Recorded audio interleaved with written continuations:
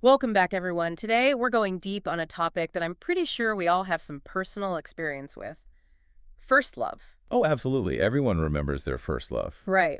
But we're not just going for the nostalgia trip here. We're going deeper. Exactly. We're going to explore how first love shapes us in ways you might not realize. It really does impact you in so many ways. Emotionally, for example. Okay, so first love and emotional growth. How are those connected? Well, first love is often seen as this sweet memory, but it's so much more than that. It's actually a major catalyst for emotional development. Ooh, I like that. A catalyst. Yeah, it's like a crash course in, adulting, but for your heart. Adulting for the heart. I love it. So explain that a little bit more for me. How does falling head over heels for the first time actually help us grow emotionally?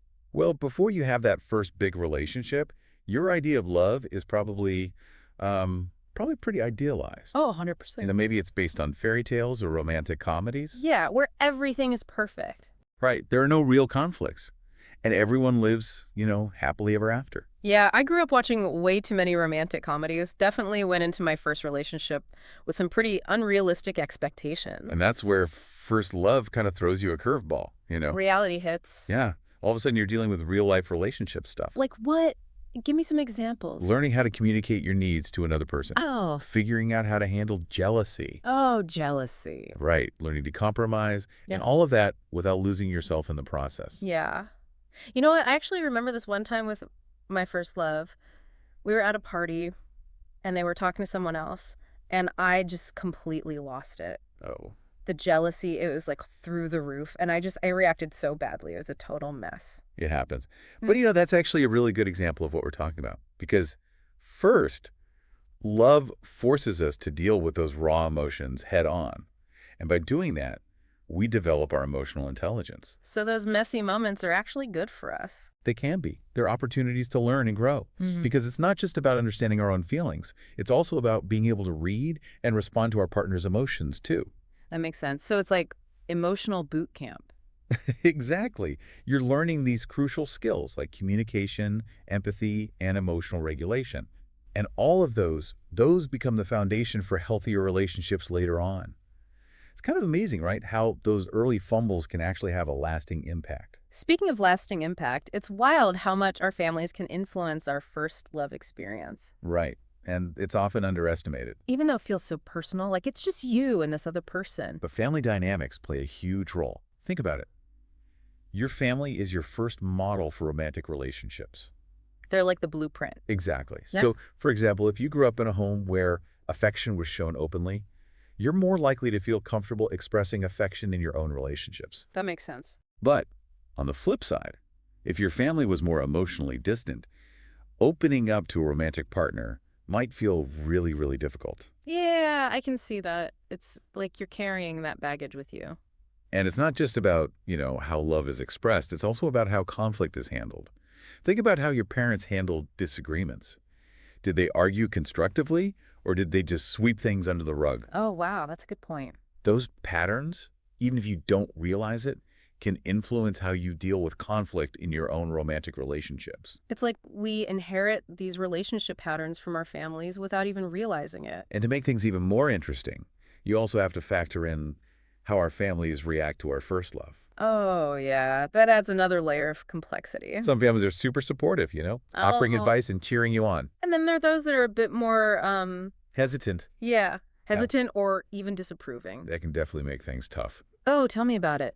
My family was pretty cautious about my first relationship. It definitely added to the stress. Absolutely. And that reaction, whether it's positive or negative, can shape how you see love. How so?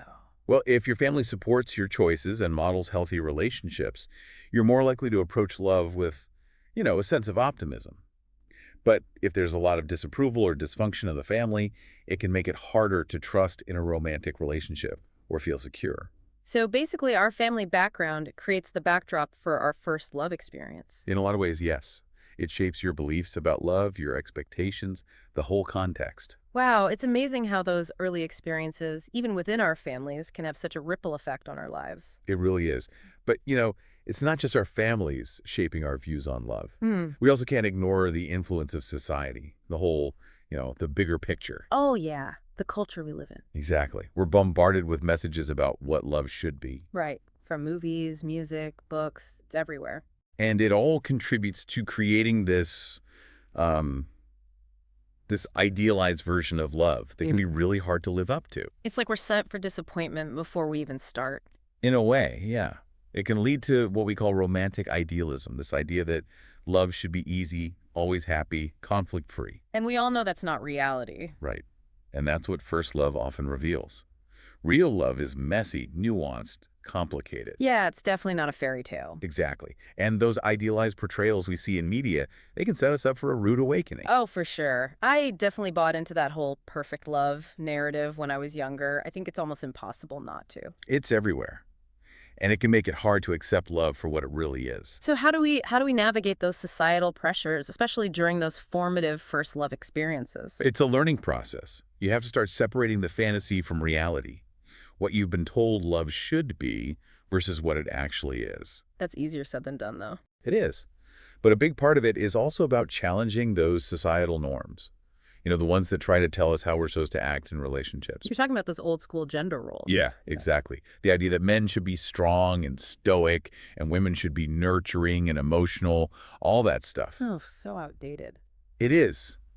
But it can still have so much influence. Yeah. And it puts a lot of pressure on people to conform to these roles, even if it doesn't feel authentic to who they are. It's like trying to fit into a mold that doesn't quite fit. Exactly.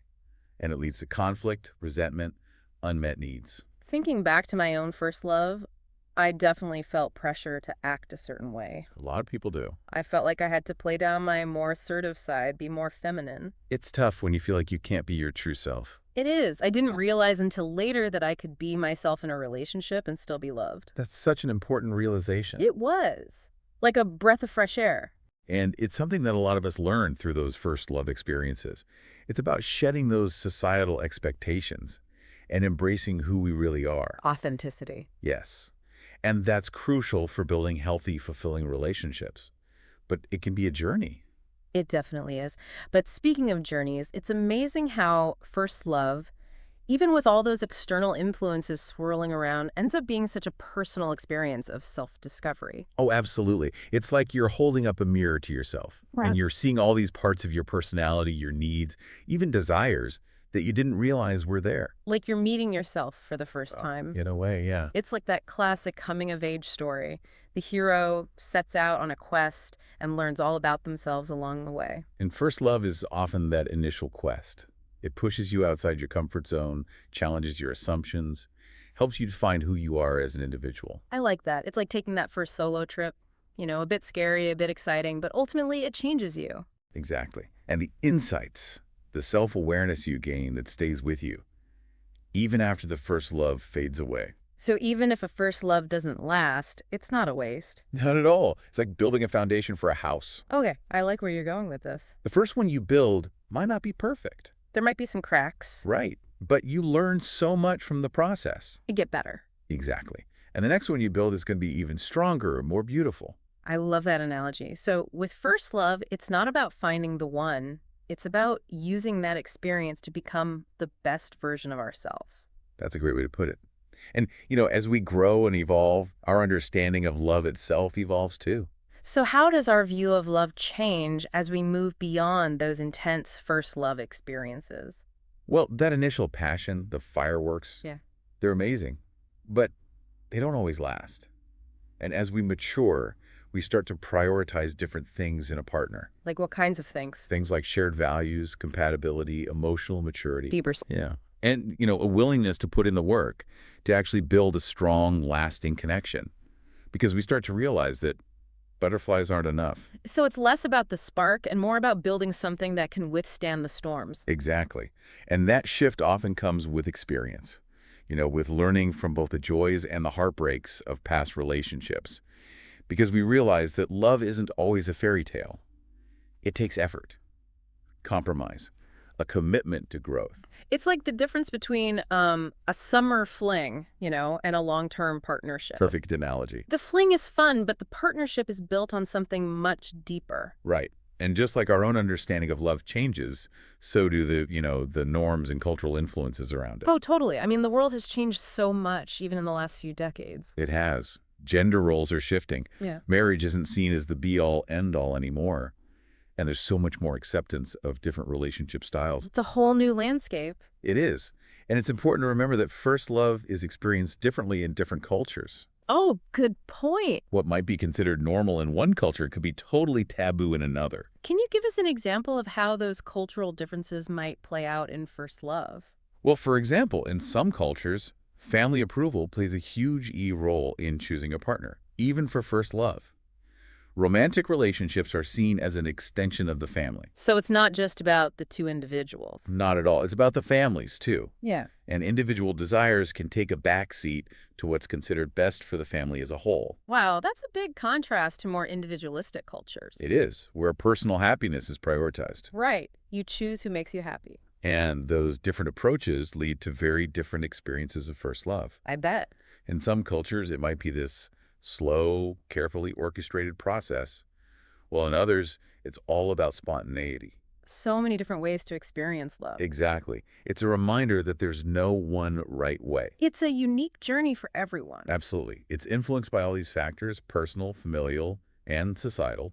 It's amazing how something so universal can be shaped so differently by culture. It is. Yeah. And it just highlights the fact that there's no one-size-fits-all approach to love and relationships. What works for one person might not work for another. Exactly. So even though first love might feel like a distant memory, it sounds like it has this ripple effect, you know? It does. It goes beyond just those initial experiences. It shapes our views on relationships, our understanding of ourselves, even how we interact with the world. It's a thread that connects us to something bigger. I like that, a thread. It reminds us of our humanity, Uh-huh. our capacity for intense emotions, our need for connection. That makes sense. And speaking of connections, I think we have to address the big one, the digital age. The elephant in the room. How is technology, especially all the online stuff, impacting how we experience love? That's a big one. Because on one hand, it seems like we have more options than ever. Right. Dating apps, social media, it's like a global dating pool. Exactly. We can connect with people all over the world, but at the same time, I can't help but feel like something is lost when we move love online.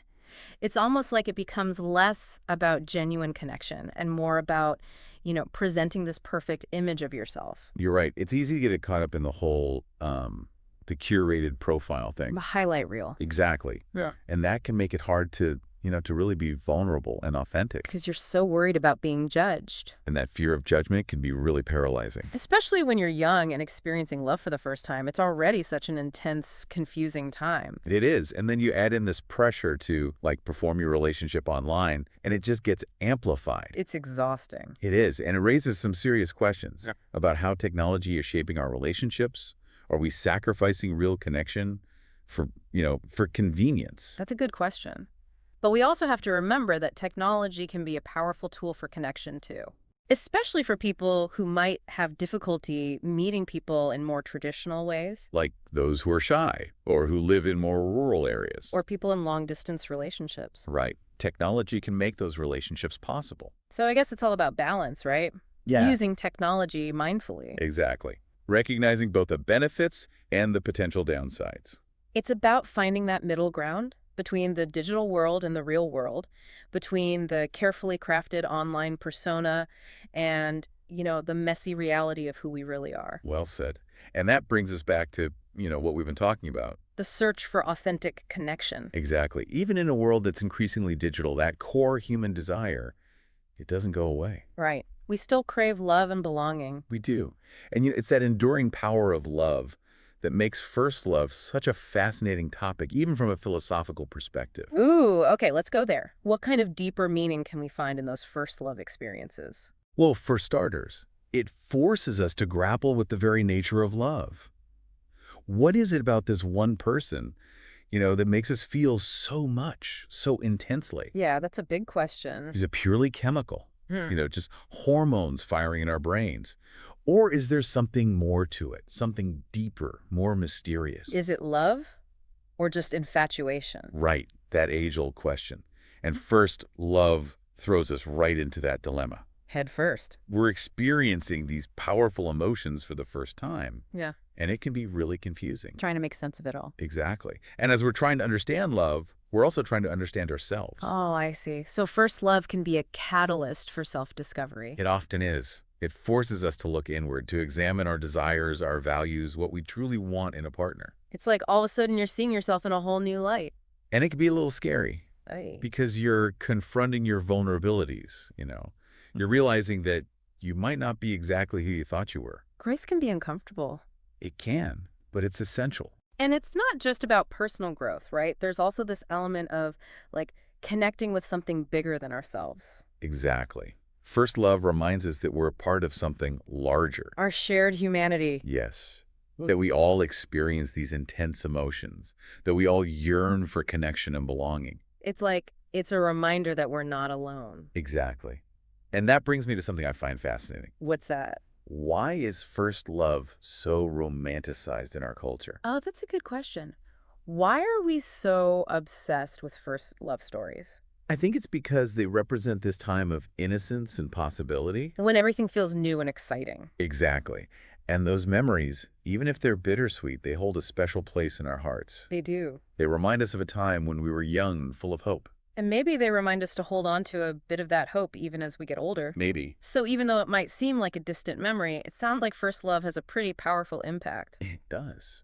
It shapes who we are, how we view love, and even how we see ourselves. And it's definitely a chapter worth revisiting from time to time. Not to dwell on the past, but to see what insights we can gain. Absolutely. It's an opportunity to reflect, to understand how those early experiences still influence us today. So as we wrap up this part of our deep dive, I want to leave everyone with a question to think about. What did you learn about love through the lens of your first love?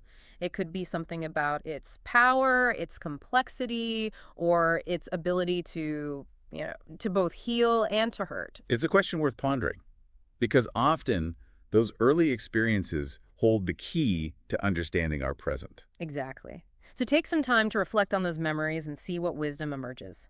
We'll be back soon with more on the fascinating world of first love and how it shapes us. It's a journey worth taking. It's funny, we talk about all these big emotional and social factors that shape first love, but there's a whole other layer to this, What do you mean? our brains. Oh, right. The science part. We can't forget about that. Exactly. First love isn't just about feelings. It's a whole symphony of hormones and neurochemicals happening in our brains. Okay, so walk me through this brain symphony. Why does first love feel so, all-consuming? Well, imagine this cocktail of chemicals flooding your system. You've got dopamine, which is the pleasure and reward chemical, going into overdrive. Oh, dopamine. So it's not just Cupid's arrow, it's a dopamine rush. Exactly. That's what makes you feel euphoric and connected to your partner. And then you have oxytocin, which is the bonding hormone. It strengthens those feelings of attachment. It's like your brain is wiring itself to seek out that connection. No wonder it feels so good, even when it's chaotic. Right. And speaking of chaotic, let's talk about heartbreak. Ooh, yeah. That's the not so fun part. Because heartbreak isn't just emotional pain. It's a physical response, too. Your brain is literally going through withdrawal from those feel-good chemicals. So you're saying our brain is actually experiencing withdrawal symptoms, like physically. It can feel that way. There was a study published in the Journal of Neurophysiology that showed that the areas of the brain that light up when we feel physical pain, they also light up during social rejection. Wait, so heartbreak is like a double whammy. Emotional and physical pain? Exactly. That's why it hurts so much. No wonder it feels like the end of the world when it happens. It's a powerful reminder that, our emotions and our physical well-being are really connected. So we have to take care of ourselves, even more so during those times. Absolutely. Give yourself time to grieve, to process those feelings, because it's a big deal. And speaking of big deals, we have to talk about how first love affects our self-worth. Okay, yeah, that makes sense. Because it's like you're putting yourself out there for the first time. Right. It's a vulnerable time, and it can really impact how you see yourself. So if your first love is, a positive experience, it can boost your self-esteem. Exactly. It shows you that you're worthy of love. Yeah. You deserve to be happy. Makes you feel good about yourself. But what about when it goes the other way? Like, what if it's filled with rejection or heartbreak? Well, that can, unfortunately, have the opposite effect. Like, it makes you question your worth. It can. If your first experience is full of pain or betrayal, it can leave you feeling insecure, like maybe you don't deserve love. Ouch. Yeah, I can see how that would make it hard to open up in future relationships. It's a natural response, though. You want to protect yourself. But doesn't that make it harder to connect with people? It can. It's like you build up these walls around your heart. But then you can't let anyone in. Right.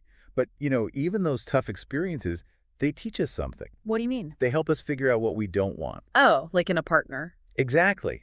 And that's just as important as knowing what we do want. It helps us set boundaries, recognize red flags, and advocate for our needs. So it's all part of the learning process, figuring out what works for us and what doesn't. Precisely. And first love, even if it's messy, it can be a really valuable part of that process because you're learning about yourself. You're figuring out who you are. Exactly. And, as we mature, our understanding of love matures too. So how does our view of love change as we, get older? Well, that initial intensity, the passion, it's great, but it's not always sustainable. And as we gain experience, we start to realize that there's more to love than just butterflies. Okay, so what are some of the things we start to prioritize? Things like shared values, compatibility, Hmm. emotional maturity, Mm. the qualities that actually make for a strong, long-lasting relationship. It's like you're less focused on the fireworks and more focused on building something that can weather the storms. Exactly. And that shift, it often comes from experience, Yeah. from learning from past relationships, from recognizing that love isn't always a fairy tale. It takes effort, compromise. You have to put in the work. You do. And that's a big part of what we learn as we grow up, that love is a choice, not just a feeling. And speaking of growth, our understanding of love isn't the only thing that changes as we get older. What else changes? Society. Oh, right. The whole world around us. Exactly. Think about how much things have changed even in the last few decades.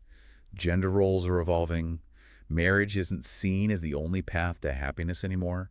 And there's so much more acceptance of different relationship styles. Exactly. And all of that shapes how we experience and understand love. It's a constantly evolving landscape. And we can't forget that first love is experienced differently in different cultures, too. Right. What might be considered normal in one culture could be totally different somewhere else. For example, in some cultures, family approval is crucial when it comes to choosing a partner, Even for first love. especially for first love. Because in those cultures, romantic relationships are seen as an extension of the family unit. So it's not just about individual happiness. It's about what's good for the whole family. Exactly. And that can create a very different experience compared to cultures that prioritize, individual choice. It's fascinating how something so universal can be expressed in so many different ways. It is. It just shows that there's no one right way to experience love. We're all on our own unique journeys. Absolutely. And, it's interesting how even though first love might feel like a distant memory, it still has this, ripple effect throughout our lives. I see that. It shapes our views on relationships, our understanding of ourselves, even how we see the world. It's like it sets the stage for everything that comes after. In a way, it does. It connects us to something bigger than ourselves. It reminds us of our shared humanity, Like the capacity for love. Exactly. And that brings us to something I think is really important to discuss. The impact of technology. The digital age. Yes. Because love and relationships, they look different in the age of dating apps and social media. It's a whole new world, and honestly, I'm a little bit conflicted about it. I get it. On the one hand, it's amazing that we can connect with people from all over the world. But at the same time, it feels like something's lost when we try to find love online. What do you mean? It's like it's less about genuine connection and more about presentation. Right. The perfectly curated profiles, the highlight reels. Exactly. It's almost like we're all wearing these masks, afraid to show our true selves. Because we're worried about being judged. And that can make it really hard to be vulnerable, especially when you're young and navigating first love. Absolutely. You're already dealing with so many intense emotions, and then you add in this pressure to perform your relationship online. It can be overwhelming. It's a lot. And it makes me wonder, are we actually sacrificing real connection for convenience? That's a good question. But, we can't forget that technology also makes connection possible for people who might not have other options. That's true. Like people who are shy or who live in rural areas or who are in long-distance relationships. Right. For them, technology can be a lifeline. It can. Yeah. And even for people who prefer in-person interaction, online platforms can be a good way to, to expand your social circle. Meet new people. Exactly.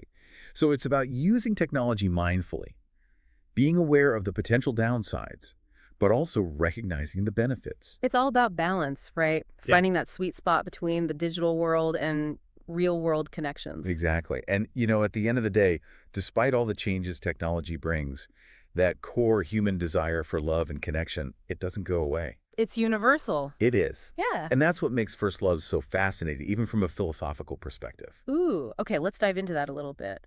What can we learn about ourselves and about love, on a deeper level by looking at first love? Well, first of all, it forces us to confront the nature of love itself. Mm.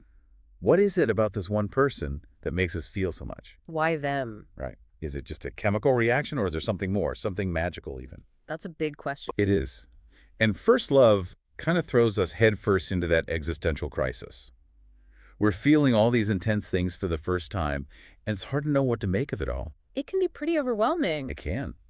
And as we're trying to understand love, we're also on this parallel journey of self-discovery. Figuring out who we are. Exactly. Yeah. First love often pushes us to confront our vulnerabilities, to examine our values, our desires, to figure out what we really want in a partner. It's like you're seeing yourself, maybe for the first time, through someone else's eyes. And that can be both exciting and terrifying. I bet. It's like you're stepping outside of yourself, seeing the world from a new perspective. And that's a big part of what makes first love so transformative. It challenges us to grow, to evolve. To become more than who we were before. And it's not just about personal growth.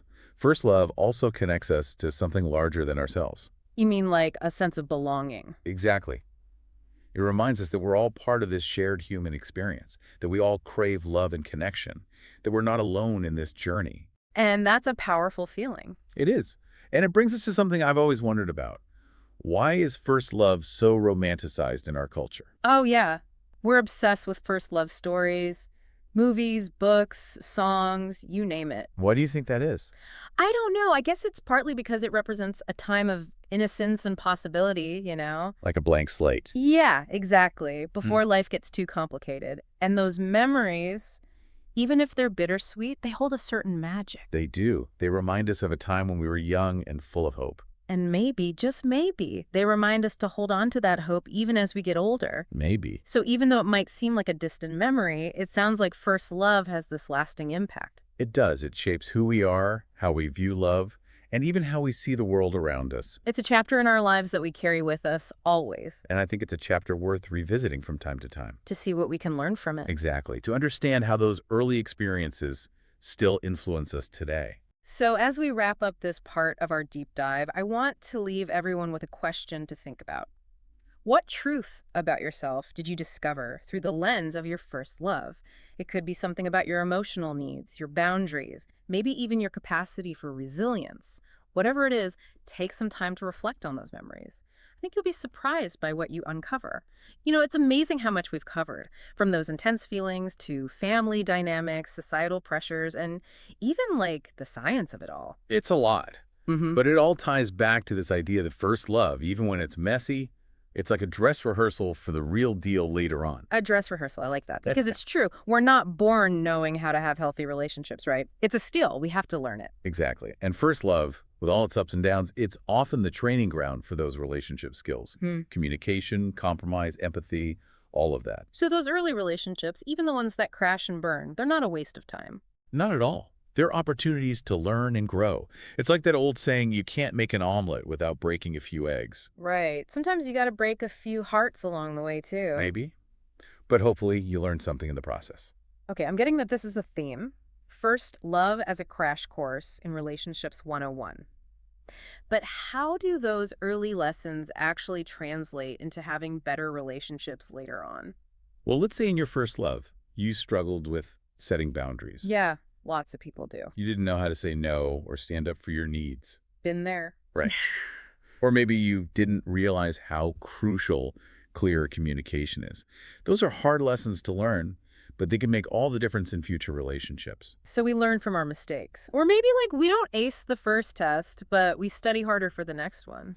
Exactly. And it's not just about the mistakes, it's about the things that go well too. Yeah. Maybe in your first love, you discovered that you really value a partner who shares your sense of humor or who supports your dreams. Yeah, those are good things to know about yourself. They are.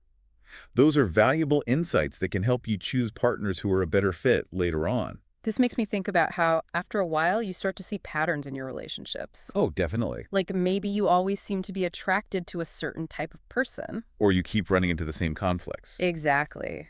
First love can be the starting point for recognizing those patterns, even if you don't see them right away. Right. And the sooner you see those patterns, the sooner you can start to, break any unhealthy cycles. Or make better choices. Exactly.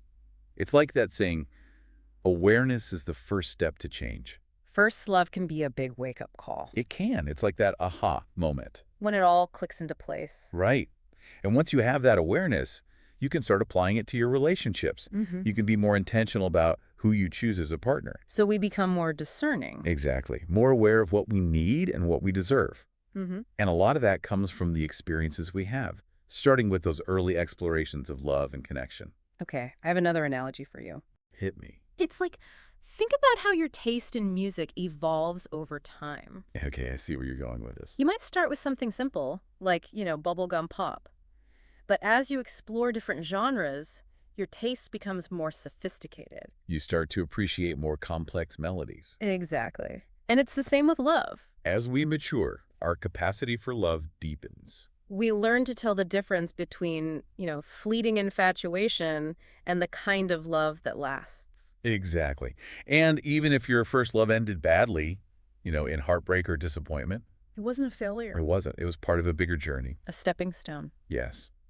And it might have been a necessary step towards creating healthier, more fulfilling relationships later on. I think that's so important to remember. Because it's easy to buy into that whole one true love idea. Yeah. But the truth is, most of us will experience many loves throughout our lives. And each one teaches us something. Exactly. They all contribute to our growth. So it's not about finding the one in your first love. It's about becoming the best version of yourself through that experience. Well said. It's about embracing the whole journey, the good and the bad, and recognizing that every relationship, even the ones that end, shapes who we are. It's like adding different colors to a painting. Oh, I like that. Each one contributes to the final masterpiece. And just like a painting takes time and patience, so does creating a life that's full of love and meaning. It's a journey. And first love is what gets us started. It often is. Well, I think that's a beautiful note to end on. First love, it's messy, it's complicated, but it's a gift. It is. It's a gift that shapes us, teaches us, and stays with us long after the initial flames have faded. Absolutely. So to everyone listening, as you think back on your own first love experiences, I hope you can appreciate them for what they were. The good, the bad, and everything in between. Exactly. Celebrate how much you've grown since then, and never forget the power of love. It has the power to heal, to transform, to inspire us. Thank you for joining us on this deep dive into the world of first love. We hope you enjoyed it. And until next time, keep exploring, keep connecting, and keep those hearts open to all the possibilities out there.